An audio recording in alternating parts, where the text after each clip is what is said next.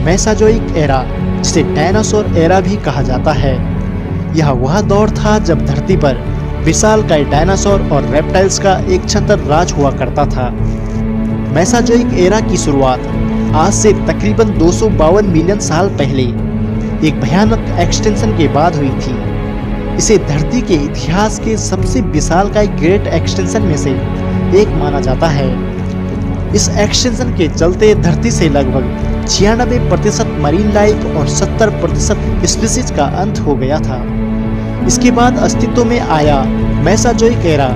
इसे मुख्य रूप से 3 भागों में बांटा गया है, जिसमें से पहला है ट्रेजिक पीरियड, जो कि आज से करीब 252 मिलियन साल पहले से लेकर 200 मिलियन साल पहले तक के पीरियड को कहा जाता है। इस दौरान सबसे पहले डायनासोर और रेप्टाइल्स अस्तित्व में आए थे, जो कि समय के साथ दुनिया भर में फैल गए। दूसरा है जुरासिक पीरियड, जो कि आज से 200 मिलियन साल पहले से लेकर 145 मिलियन साल पहले तक के पीरियड को कहा जाता है। इस दौरान सबसे पहले मैमल्स, बर्ड्स और विशालकाय डायनासोर अस्तित्व में आए थे। तीसरा है क्रेटेशियस पीरियड, जो कि आज से 145 मिलियन साल पहले से लेकर 66 मिलियन साल पहले तक के पीरियड को कहा जाता है। इस दौरान कई प्रकार के डायनासोर, मैमल्स और पौधे अस्तित्व में आए थे, पर क्रेटेशियस पीरियड के अंत में आज से तकरीबन 65 मिलियन साल पहले धरती पर से इन विशालकाय डायनासोर का हमेशा के लिए अंत हो गया। पर आखिर इन विशालकाय जीवों का अंत कैसे हुआ और कैसे इनका अंत मानवों के उत्पत्ति का कारण बना, यह सब जानेंगे हम आज के इस वीडियो में। तो नमस्कार दोस्तों, आप देख रहे हैं डॉक्यूमेंट्री कैपिटल और मैं हूं पंकज दलाल। तो चलिए शुरू करते हैं। आज से तकरीबन 6 करोड़ 50 लाख साल पहले करीब 15 किलोमीटर विशालकाय एस्टेरॉयड अचानक हमारी इस धरती से आ टकरा जाता है। यह टक्कर हिरोशिमा पर गिराए गए एटम बम से करीब 10 अरब गुना ज्यादा शक्तिशाली था। इस एस्टेरॉयड के धरती से टकराने के तुरंत बाद ही सैकड़ों किलोमीटर दूर तक आग का गोला फैल गया था, जिसने अपने रास्ते में आने वाले सभी जीवों को तुरंत ही राख में बदल दिया था। इस टक्कर से समुद्र में कई मीटर ऊंची खतरनाक लहरें उठी, जिन्होंने आधी दुनिया में तबाही मचा दी थी। इस टक्कर के बाद निकले धूल और राख धीरे धीरे आसमान में फैल गए, जिसके कारण हमारी धरती का वायुमंडल कई महीनों तक गैस और डस्ट से पूरी तरह ढक गया था, जिससे हमारे सूरज से आने वाली प्रकाश की किरणें धरती की सतह पर पहुंचना बंद हो गई थी, जिसने धरती के फूड चेन को इम्बैलेंस कर दिया था।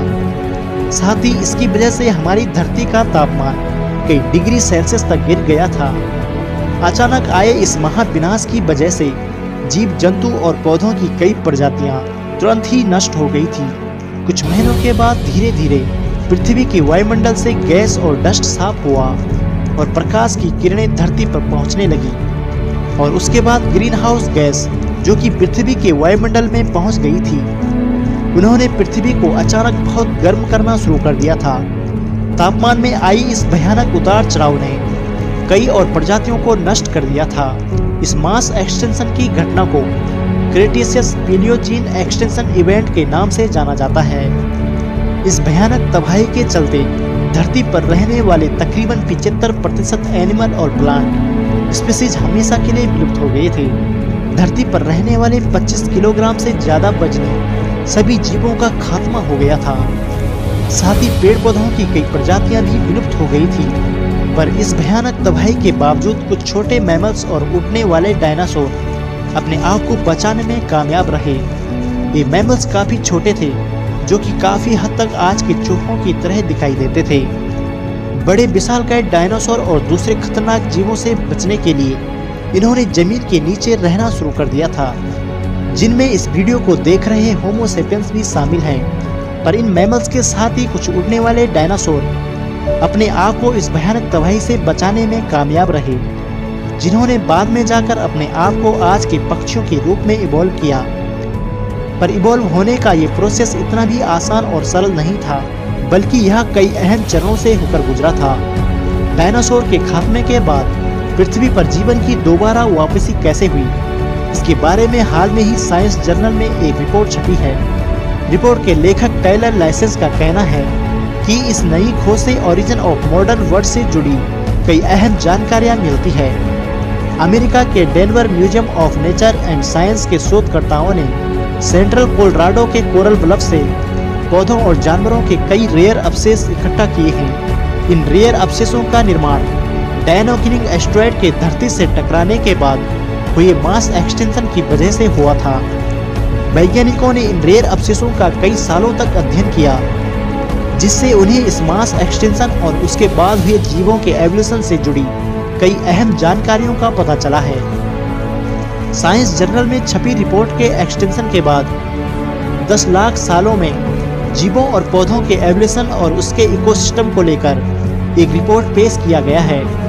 वैज्ञानिकों को पहले भी विशालकाय एस्टेरॉयड के पृथ्वी से टकराने और उसके बाद हुई तबाही के छोटे मोटे सबूत मिलते रहे हैं, लेकिन धरती पर इतने बड़े पैमाने पर हुई तबाही और मास एक्सटेंशन के प्रमाण कभी नहीं मिले। इस हालिया रिसर्च रिपोर्ट में सैकड़ों फॉसिल्स की जांच की गई है, जो कि कम से कम 16 जीवों और 600 से ज्यादा पौधों के हैं। जिसके बाद वैज्ञानिकों का कहना है कि एस्टेरॉयड के पृथ्वी से टकराने के तुरंत बाद धरती का सारा वायुमंडल कई किलोमीटर मोटे धूल और राख के चादर से ढक गया था, जिसने कई महीनों तक सूर्य की किरणों को जमीन पर पड़ने ही नहीं दिया। इसकी वजह से धूप पर निर्भर रहने वाले पेड़ पौधे कुछ दिनों के बाद मर गए। इसकी वजह से धरती पर खाने का संकट पैदा हो गया और धीरे धीरे कर सभी बड़े जीव जंतु मरने लगे।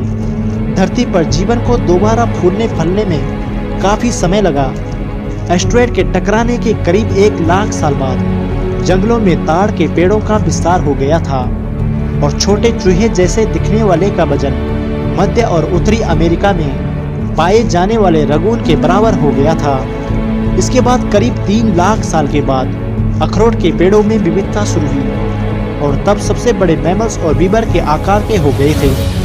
एक नई स्टडी के मुताबिक ये मैमल्स पेड़ों पर विकसित हो रहे थे, जहां धीरे धीरे इन्होंने 2 पैरों पर चलना शुरू कर दिया था। फॉसिल्स का रिकॉर्ड दिखाता है कि 7 लाख साल के बाद फलदार पौधों की उत्पत्ति हो गई थी और यह धरती के एक बड़े हिस्से में फैल गए थे। इसके साथ ही 2 सबसे विशाल मैमल्स भी इसी दौर में नजर आने शुरू हो गए थे। इनका वजन करीब 50 किलो और आकार भेड़ियों के बराबर था। ये उन जीवों से करीब 100 गुना ज्यादा भारी थे जो डायनासोर को मारने वाले एस्टेरॉयड के धरती पर टकराने के बाद जिंदा बचे थे। देखा जाए तो ये बहुत तेज विकास था, पर आखिर ये मैमल समय के साथ बड़े क्यों हो रहे थे? इसके पीछे कई वजहें हो सकती है, पर इनमें प्रमुख है उस समय उपलब्ध भोजन। उस समय फलीदार पौधे धीरे धीरे विकसित हो रहे थे। इसका मतलब ये भी है कि इन पौधों से मैमल्स को और प्रोटीन मिल रहा था। उसकी वजह से इनका आकार भी बढ़ रहा था और साथ ही इनका ब्रेन का विकास भी हो रहा था। आज दिखाई देने वाले ये सारे मैमल्स ऐसे जीव हैं जिनका विकास उन जीवों से हुआ जो विलुप्त होने से बच गए थे।